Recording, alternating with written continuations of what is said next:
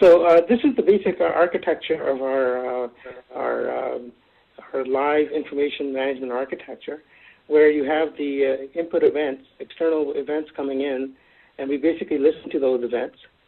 These events are mapped to various systems like databases, networks, middleware, other databases, web services, all kinds of different sets of technology, VoIP or SIP servers, looking at various application events.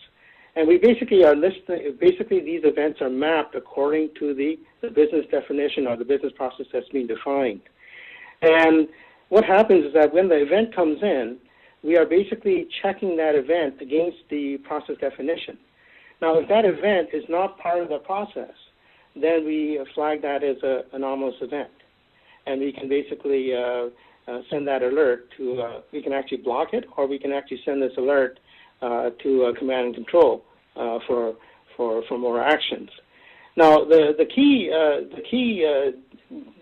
difference here is that one of the reasons why we can do this is because we have to build a software language that could actually look at the graphical structure of a business process.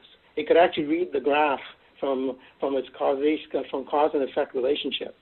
Where in the traditional approach and traditional software environment, software systems can only do data records. So this is why you have to be able to put the system data into some sort of a database system. And once that record's in there, then that record gets processed by the software. Where we have a language that can actually audit a single event on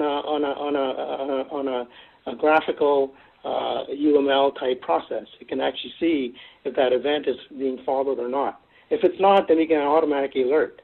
And the beauty about this approach is that it takes almost machine or CPU cycles to determine whether an event is anomalous or not. So it's not very CPU resource intensive.